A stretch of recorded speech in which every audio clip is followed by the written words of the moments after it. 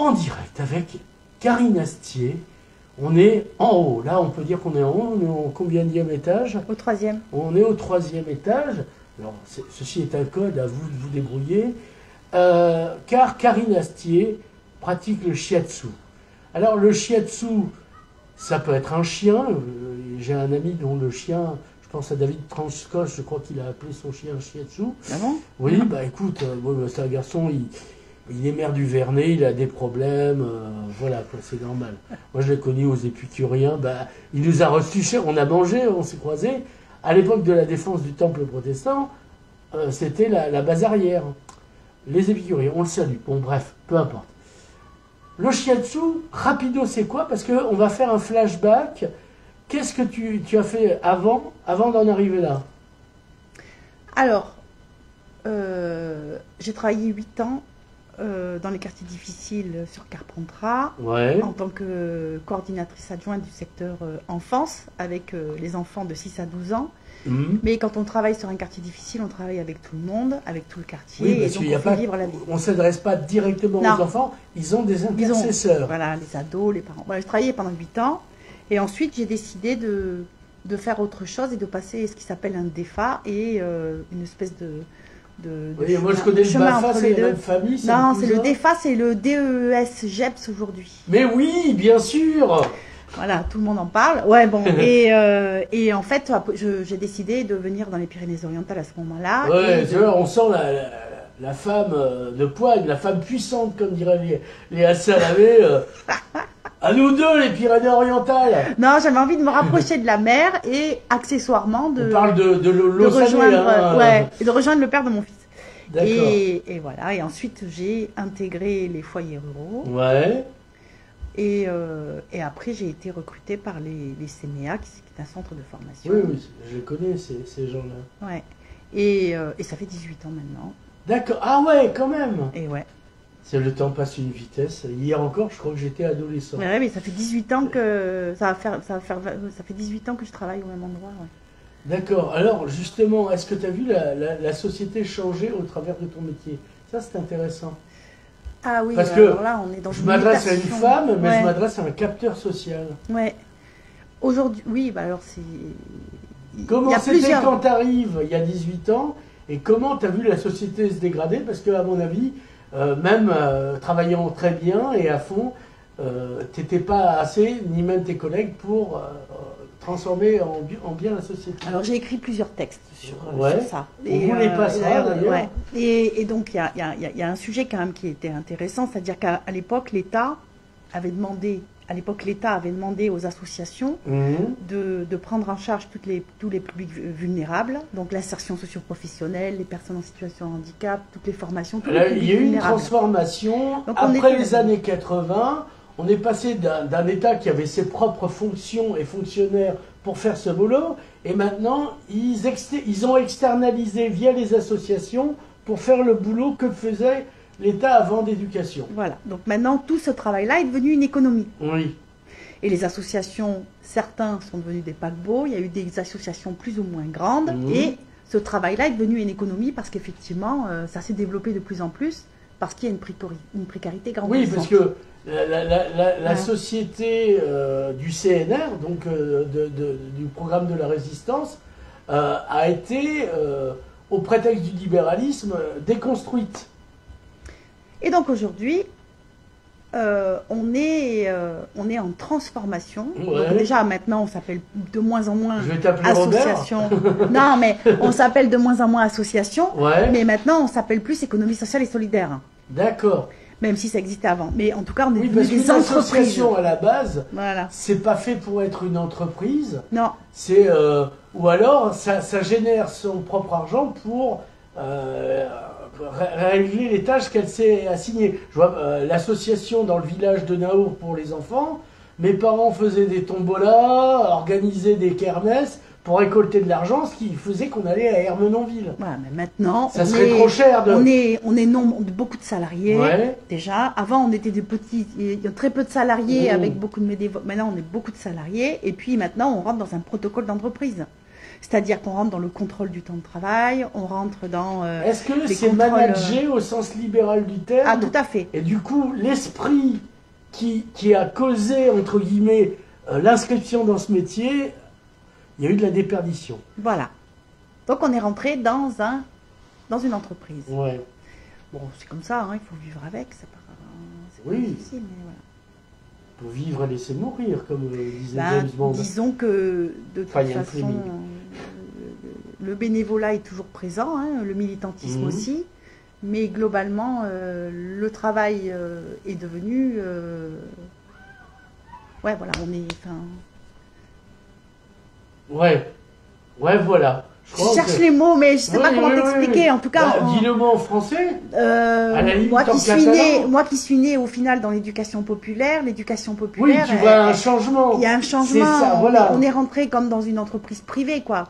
Enfin, on est rentré dans, tu vois, il faut qu'on produise des produits. Il faut qu'on produise. Et oui, il faut qu'on produise. Il y a un rapport à la productivité. Exactement. Est-ce que justement, parce que c'est le problème, le soin, ce qu'on appelle le soin, on prend soin des autres. Ouais. Soin et productivité, c'est deux courbes qui partent dans un sens contraire, comme produit du travail et capital. Mais c'est-à-dire que le produit il va avec les charges, c'est-à-dire que plus il y a de charges. C'est le même problème qu'à l'hôpital. Mais oui, enfin je veux dire, tu as plus pas de patients, parce que comment on les appelle chez vous, les gens dont vous vous occupez, c'est pas des patients. Là tu parles du shiatsu? Non, de ton ancien métier. Ah non, on parle de stagiaires. Voilà. Ou de candidats. Oui, non, les gens dont tu t'occupes, les enfants, donc on appelle ça. Ah non, là, je suis dans la formation pour adultes. Oui. Donc maintenant tu es passé, d'accord. Très bien. Oui, mais avant, c'était comment on les appelait, les enfants dont tu t'occupais? Ah, les enfants. Ah ben, encore. Et d'accord. Quand j'étais dans les quartiers difficiles, on les appelait des enfants. Mais tu sais, quand on travaille dans les quartiers difficiles, ou dits difficiles, les enfants, ça reste des enfants en fait. C'est l'environnement qui est difficile. Ouais. Et mais ça peut les enrager. Au Libéria, tu avais des enfants soldats. Oui, mais il y avait des problèmes, il y avait beaucoup de problèmes, mais souvent c'est une minorité quand même qui gère les difficultés. Après, tu sais, dans les quartiers, il y a des gens qui sortent médecins, il y a des gens qui sortent avocats, il y a des tas de choses qui sont superbes, qui se font. Il y a une grande solidarité. Il y a une grande solidarité au sein des quartiers. Quand tu vis dans le quartier, tu vis comme si c'était dans un village, en fait. Quand tu es intégré dedans et que il y a une grande solidarité qui peut se faire. Mais après, il y a une minorité, des fois, qui casse, qui est révoltée, qui fait des bêtises. Mais il y a d'autres personnes qui calment, qui tempèrent, qui accompagnent. Enfin, c'est pas... Est-ce que ça n'a pas été aussi plus difficile au prorata du développement de la drogue? Oui, alors maintenant, la drogue achète la paix sociale. Ça, ouais. Mais il y a certains quartiers qui sont plus calmes à cause de la drogue. Enfin... grâce à la drogue. Quand tu te fumes un kilo de shit, effectivement, tu es plus calme. Ouais. Tu baves un peu.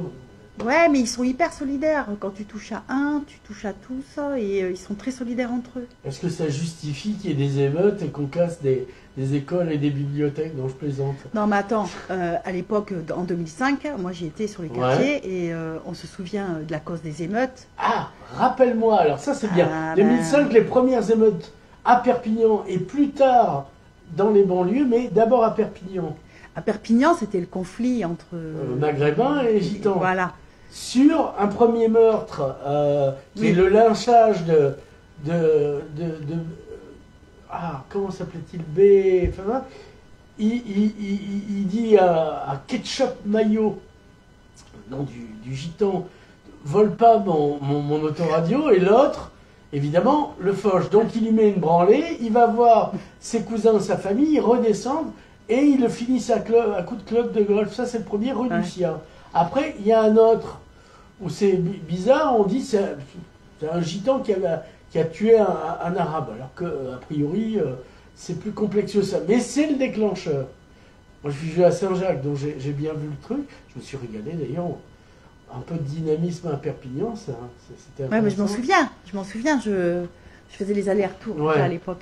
Mais oui. Alors raconte, comment ça a été vécu, toi, en tant que professionnel du sujet. Alors, nous, à Carpentras, dans le Vaucluse, la cause, c'était pas les émeutes à Perpignan. Ouais. Nous, la cause... Et voilà. Ah, la cause, c'est quand Sarkozy, tu te rappelles, était dans les quartiers, Oui. il a dit, vous allez voir, on va vous nettoyer à coups de Karcher cette racaille. Ouais, d'accord. Et en fait, les émeutes sont sorties de là, en fait. D'accord. Pas pour les mêmes raisons que nous. Donc. Non. Et donc... Et à Carpentras, tu as eu des émeutes pour le coup. Oui. Parce que Carpentras, c'est pas la banlieue parisienne. Non. C'est dans le Vaucluse. C'est dans le Vaucluse. On est... Il y a plusieurs quartiers. Il y a les... Moi, j'étais dans les quartiers des Amandiers Éléphants, mais tu as aussi Avignon à côté.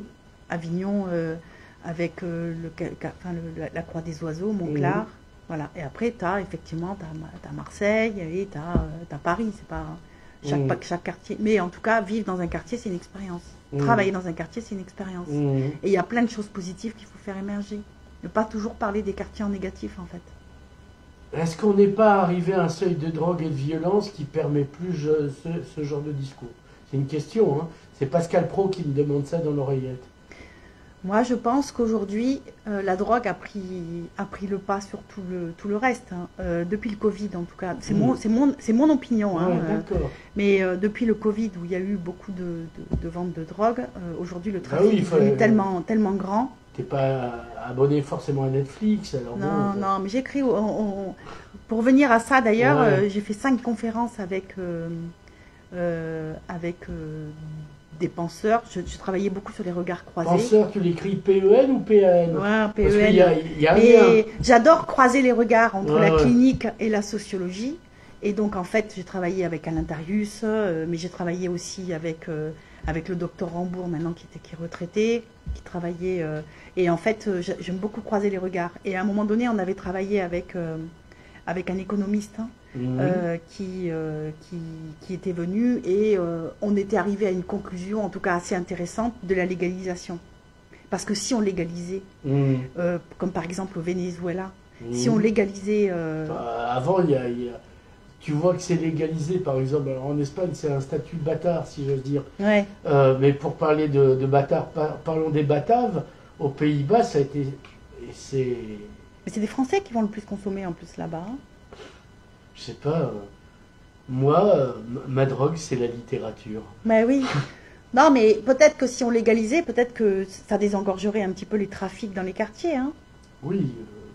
Mais la question qu'il faut se poser, c'est pourquoi... Moi, je me rappelle, il y a plus de 15 ans maintenant... Mais je reprends quelque chose. C'est ton interview, donc... Ouais, non, mais ce qui est, la drogue ne transite pas que par les quartiers. Elle transite aussi, nous ici dans les Pyrénées-Orientales, elle transite d'Andorre et de Barcelone. Et donc en fait, les petits villages, ils sont autant en difficulté que les quartiers. Ils sont alimentés, hein. Oui, maintenant c'est... Dieu merci, il y a égalité dans le territoire. Les plateformes sont partout en fait. Oui. C'est ça la modernité. Ouais, super. Donc, alors, tu m'as dit aussi, tu es contre la prostitution et tu as écrit et pensé là-dessus. Alors pourquoi? Parce que moi j'ai la phrase du Gaulin dans pas Manon des Sources, c'est le précédent, et quand le papé lui dit et alors pourquoi tu te maries pas, il dit je vais au figuier, ça me coûte 10 sous et au moins j'ai le choix. C'est pas mieux? Pourquoi c'est pas bien de payer des gens Est-ce que le mariage n'est pas plus une arnaque pour les femmes finalement? On est dans le grand écart. Non, c'est pas que je suis féministe. Je pense qu'il y a plusieurs degrés dans le féminisme, mais en tout cas, je suis pour l'émancipation des femmes. D'accord. Et je trouve que, en plus, en étant à la frontière... Comme dirait OSS 117, mais pourquoi faire? Ouais. En étant à la frontière espagnole, le corps des femmes, en fait, le trafic des femmes, il existe. J'ai lu Tarius. Ouais. Trafic de femmes, d'ailleurs. Trafic de femmes, tu l'as lu, donc il en parle vraiment bien. Je lutte contre la prostitution et sachant aussi... Je te rassure, à Perpignan, il y a de la prostitution. Énormément. C'est pas de qualité, je dois avouer. C'est pour ça que j'aime bien... C'est des mineurs. Ouais. Quand tu vois que dans plein d'appartements à Perpignan, il y a des jeunes filles qui sont prostituées, la plupart du temps, c'est des jeunes filles qui sont totalement vulnérables, en fait, qui soit ont... Et nous voilà, vas-y. On parlait de prostitution. Donc, Les mineurs ici. Ah oui, alors les mineurs ici, la prostitution juvénile, elle est... c'est pareil, on avait fait un ciné-débat où personne n'était venu d'ailleurs avec Jean Vigo. On avait fait un ciné-débat sur la prostitution. Il n'y a personne qui est venu à part la presse à l'époque. Il n'y avait pas de menu dégustation, il faut comprendre. Mais ça intéressait personne à l'époque. C'était en 2017. Et ça intéressait personne. Et j'imagine, à part la presse qui était venue d'ailleurs. Mais, et donc on avait parlé de la prostitution juvénile, dont les jeunes filles de 17 ans, de 12 ans qui vendaient leur corps pour un téléphone ou pour un acte. C'est vrai. Mais si tu regardes... Enfin, moi j'avais vu ça en voyageant, quand j'avais un rein qui fonctionnait, dans les pays de l'Est évidemment, et au Moyen-Orient, mais moi je trouvais ça bien parce que c'était exotique, mais je consommais pas pour autant. Mais ça faisait partie pour ça qu'on va voyager. C'est parce qu'on va voir des choses qu'on n'a pas ailleurs. Mais quand ça commence à faire la même chose chez soi, je trouvais ça un peu quand même. Et ça augmente en fait. Oui, on les appelle les lover boys. Ouais. Et en fait, ils rendent amoureux la jeune fille. Ouais. Et ensuite, ils font faire à la jeune fille n'importe quoi. Mais on a un problème aussi existentiel aujourd'hui. Si tu veux, là, on est à l'ère de l'IA. Oui, je sais. Ouais. Hein, l'IA. Mais si tu veux, les téléphones, l'accès à l'information, l'accès à tout via les téléphones, c'est bien. Mais en attendant, si tu regardes les sites pornographiques ou les films pornographiques aujourd'hui... Moi, jamais. Ouais, ben, si un jour tu es curieux et tu vas voir, tu verras que la femme est rangée c'est un vrai objet. Et moi, je suis allée voir. Sauf parce que dans j'ai le écrit... sadomaso, où c'est l'inverse. Ah oui, attention. Ça dépend qui est dominant. Voilà. Si tu tapes femme-d'homme, le rapport s'inverse. Ah oui, ça peut. Voilà, donc après, combien ça concerne? Après, de passer de Karim Ancila, il ne faut peut-être pas exagérer. Mais... Non, mais en fait, en tout cas, je trouve qu'il y ait, si tu veux, qu'il y ait des femmes qui vendent leur corps parce qu'elles le souhaitent, c'est pas un problème. C'est comme le port du voile. C'est quoi le déterminisme ou pas? C'est-à-dire que si c'est comme tout, c'est-à-dire que on n'est formellement pas compris, mais si on met une pente pour faire glisser une personne pour en arriver là, ou comme sur un entonnoir, bon ben oui, on finit par se prostituer, porter le voile, ça n'a rien à voir, hein, parce que bon, je voudrais pas que... etc. Et la personne qui le pratique, je dis, ben, oui, je le fais parce que c'est mon bon plaisir. Oui, voilà, enfin, une fois, je me souviens, près de chez ma soeur, il y avait une nana qui était qui se prostituait, mais qui c'est son choix en fait. Donc là, c'est totalement différent. Si c'est son choix, enfin, je veux dire, elle n'a pas de souteneur déjà. C'est une activité comme une autre. Pas déjà. Non, elle le faisait parce que ça lui convenait. Oui. Et c'est différent. Si tu veux, là, moi, quand je parle de prostitution, je parle d'une prostitution qui est tu vois, quand on prend les visas et que on demande, tu vois, ce qui a été le cas dans la première vague de grosse prostitution à l'Est, en Catalogne, au début. Maintenant, c'est un autre schéma. Quand tu vas à Hambourg, par exemple, à Hambourg, il y a tout un folklore qui est sur la prostitution. Il y a un quartier qui s'appelle le quartier rouge, où là, c'est le site prostitution. Mais ces femmes-là, elles le choisissent. Elles sont en vitrine. Elles sont en vitrine. C'est l'eau gazeuse. Elles sont en vitrine. Mais elles ont une sécurité sociale. En fait, c'est leur choix quand même. Voilà. Mais quand tu vas dans d'autres quartiers, parce que j'y suis allée à Hambourg et on a été reçus par... Il y a d'autres quartiers où il y a des femmes qui ne font pas partie du quartier rouge, et là, qui font des actes sexuels pour très peu d'argent, mais à cause de la précarité sociale. Oui, évidemment. Et là, c'est encore différent, en fait. Alors moi, j'ai appris qu'à Saint-Jacques, pendant toutes ces années où j'y ai vécu, il y avait des prostituées. Moi, j'en ai jamais vu une. C'est toujours quand il se passe un truc, le jour où il pleuvra de la soupe, j'aurai une fourchette en main, tu verras. Et j'ai jamais vu alors que j'y ai vécu 20 ans, tu vois, mais il paraît que c'était courant, comme ça, des filles pour 5 euros. Tu te rends compte, 5 euros? Ben oui, c'est quand même bien. Tu prends ta baguette et sur le chemin, voilà, c'est quand même formidable. Ah, non, autant pour moi. Non, mais enfin, moi, alors j'ai milité à un moment donné, mais pareil, hein, si tu veux, il y a quand même un paradoxe dans les Pyrénées-Orientales où la drogue et la prostitution, ils sont de mèche en fait. Bah on est dans le trafic. Pour dissoudre le consentement, il faut un peu de drogue, ça ne nuit pas. Ouais.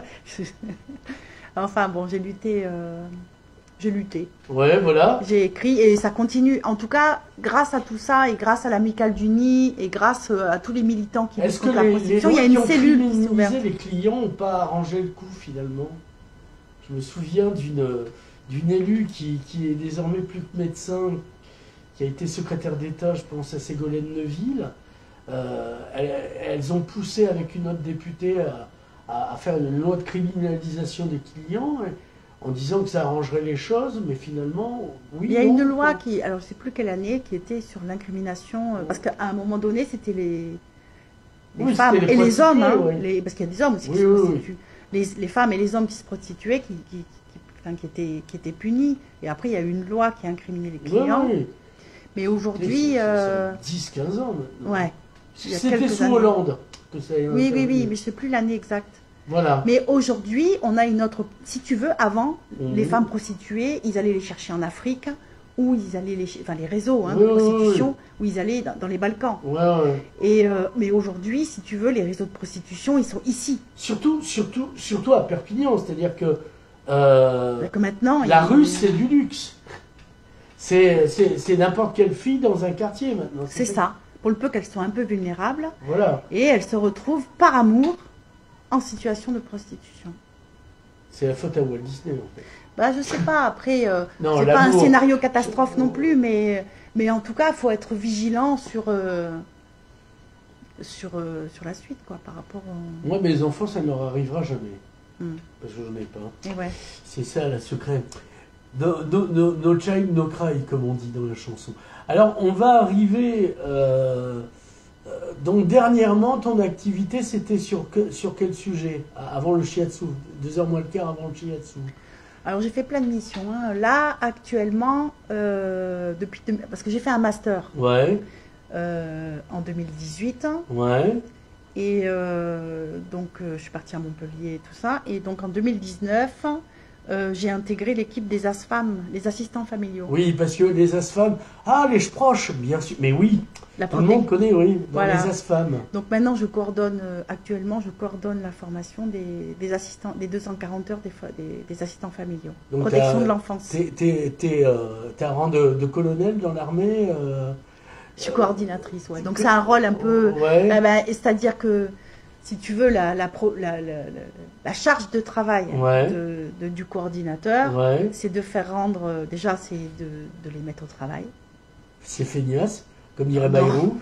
40 milliards, non mais faut les trouver. Ben oui, il faut les mettre au travail, il faut qu'ils viennent, qu'ils aient le plaisir de venir, il faut qu'ils aient envie de venir, il faut qu'ils y trouvent du sens, et il faut qu'ils aient des réponses. Et aussi, il faut qu'ils puissent libérer la parole, aussi qu'ils aient confiance, et aussi, il faut qu'ils rendent des écrits à échéance, et aussi qu'ils arrivent à aller au diplôme. D'accord. Voilà la charge d'un coordinateur. Et ça, c'est 2h moins le quart avant que tu quittes, puisque tu m'avais dit qu'il te reste encore un an après la quille, pour ce métier? Alors, non, je suis toujours, mais depuis 3 ans, j'ai intégré une formation de praticienne en shiatsu.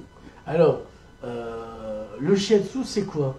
Et comment tu t'es dit, tiens, je pourrais faire autre chose? J'ai fait le tour, ou pas d'ailleurs, de mon métier. Et pour continuer à être bien dans ce que je fais, et donc bien avec moi-même, j'ai pris le shiatsu. Alors, ça s'est pas totalement fait comme ça.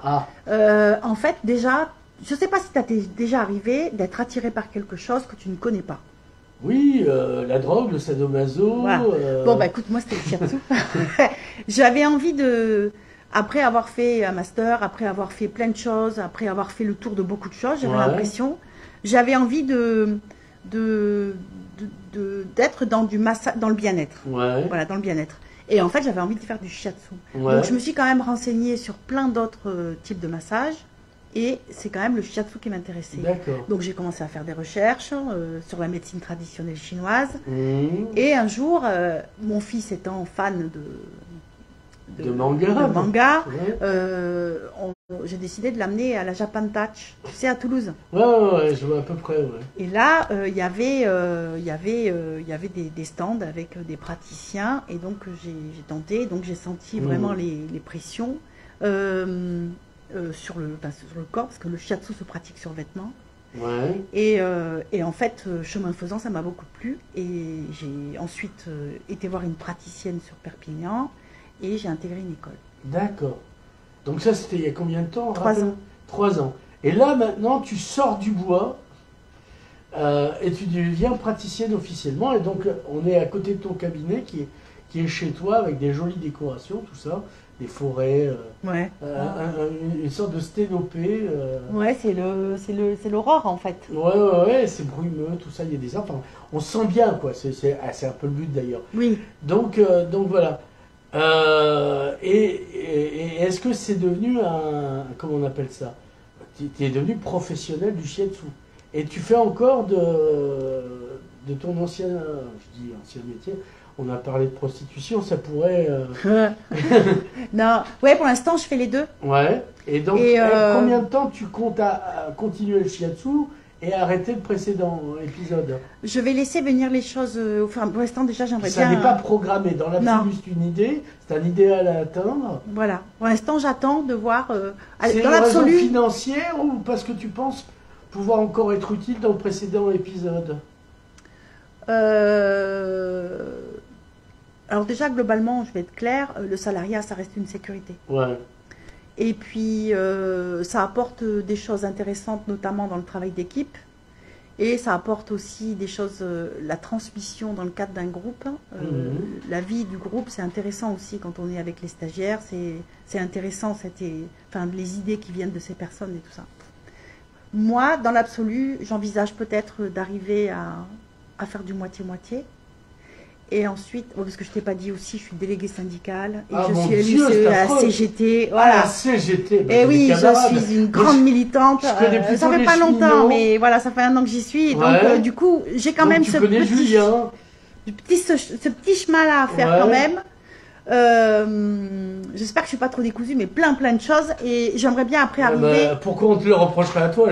À demi-temps. Ouais, on peut pas plus t'en vouloir à toi qu'à Bayrou ou à Macron. Non, mais du coup, demi-temps. Et puis, écoute, la retraite s'approche dans une dizaine d'années. Ouais. Non, ça, c'est à l'instant T, mais au rythme où vont les choses, accroche-toi, ça sera dans 20 ans. Non, je plaisante. Alors là, dans ce cas-là, je continuerai pas. Je basculerai à temps plein sur le shiatsu. D'accord. Parce qu'il y a un moment donné. Là, c'est une menace. Elle dit attention, là. Non. Si vous faites durer le temps de travail, je bascule à fond sur le shiatsu. Non, je pense qu'à un moment donné, c'est usant pour le corps, ton métier?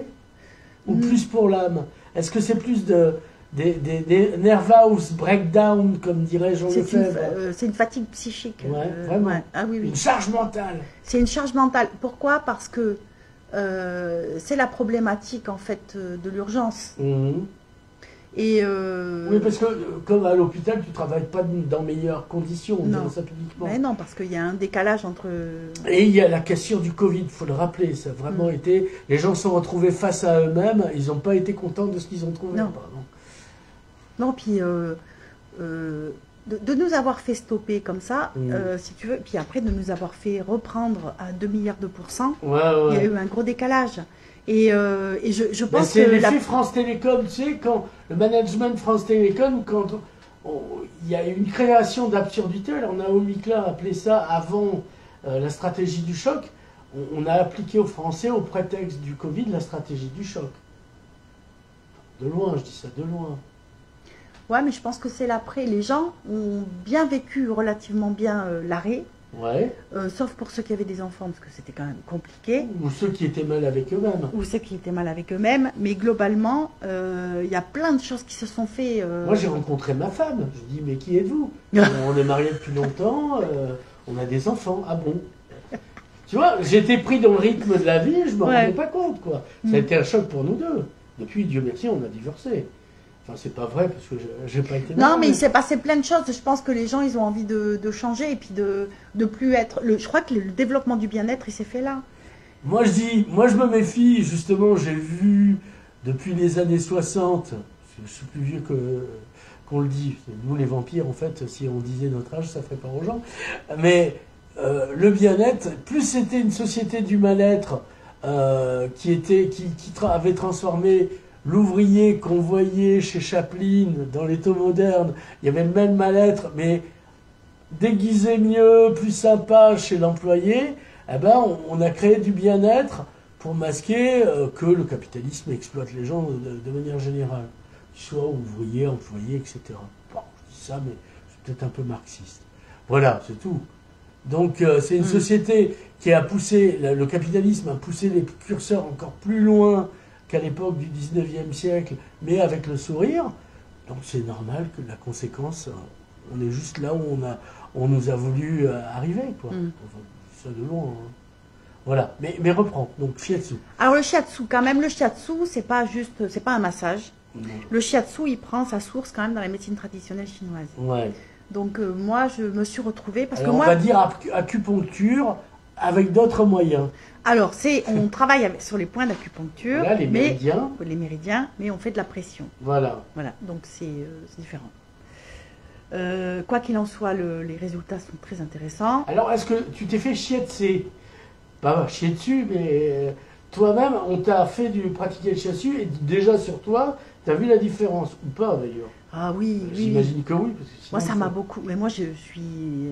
T'étais tendu du string. Ah, mais moi, il y a ma prof, elle m'appelait la femme aux 1000 vies. Ouais. Elle me dit, mais. Moi, j'arrête pas une minute. Ouais, t'as raison. Ben oui. On sait pas s'il y a un truc après, donc dans l'intervalle, on. Ah ouais, non, mais moi, je suis une boulimique. Une boulimique. Et donc, en fait, me poser. Ça m'a permis quand même de me poser, et je trouve que ça m'a permis de lâcher prise. Et ça m'a permis aussi de me recentrer sur moi et d'arrêter de donner mon énergie à droite à gauche. C'est pas recentrer sur toi, ça veut pas dire que tu étais plus égocentrique que dans l'épisode précédent. Non, parce que c'est juste que l'énergie, je la recentre sur moi et parce que j'ai beaucoup développé et maintenant je me recentre sur moi et au final mon énergie me sert à moi ou aux personnes qui viennent me voir. Du coup, tu as fait baisser ta facture d'électricité. Tout à fait. Voilà, j'essaye d'être pas être plus égoïste. Mais en tout cas, de ne pas me disperser. Il y a des gens qui nous font perdre du temps, des gens chronophages, qui nous demandent absolument de faire des trucs pour eux qui sont absolument pas prêts à faire pour nous, ce qui n'est pas grave. Hein, ça m'a au moins appris ça. Voilà. Et donc, je donne plus. Et alors, donc tu redonnes de l'énergie, puisque tu en fais économiser. Oui.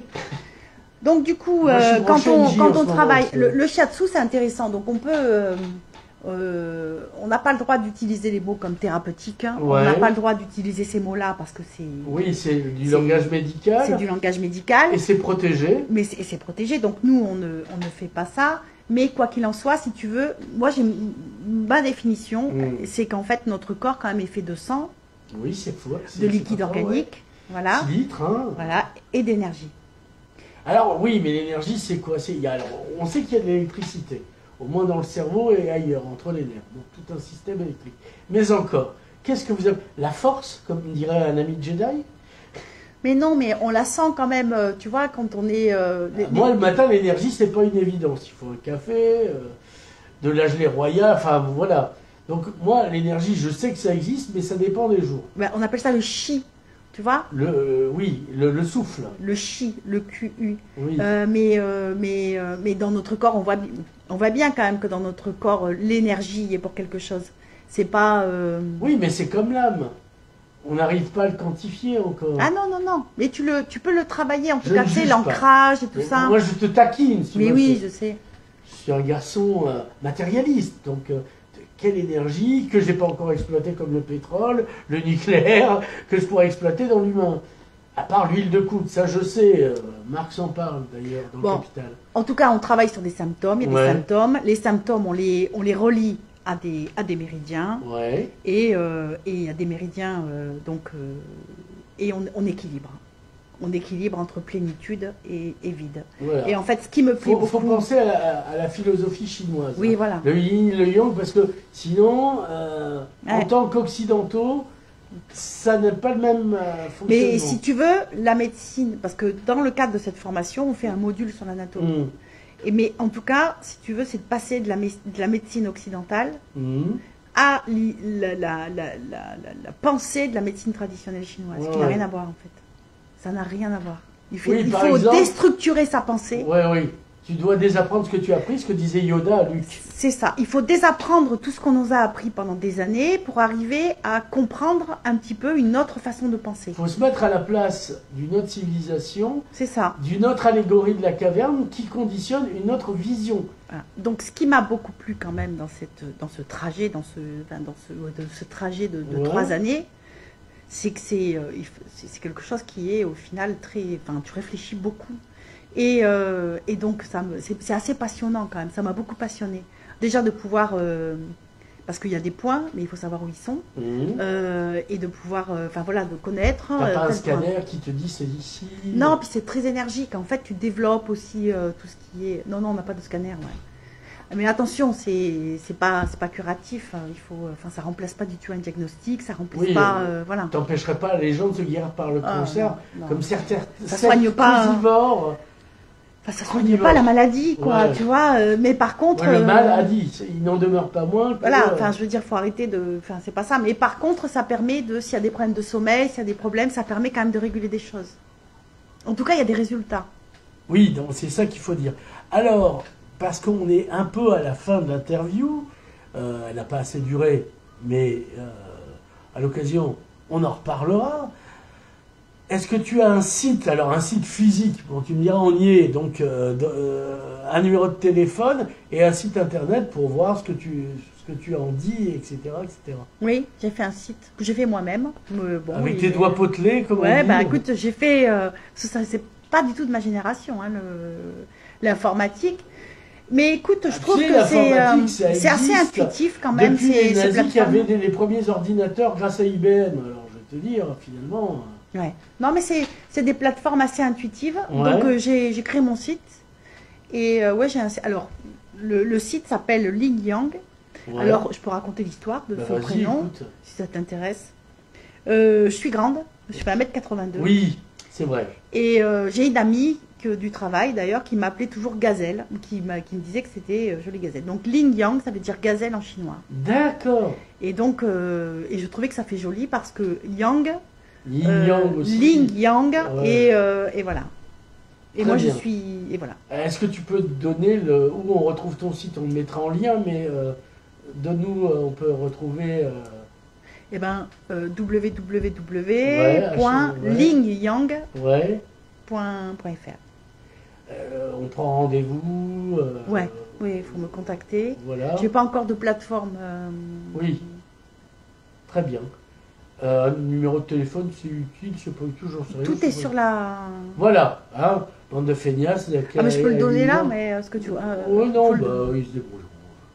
Faut pas trop tendre à la paresse parce qu'ils vont s'en saisir avec voracité. Eh bien, Karine Astier, merci.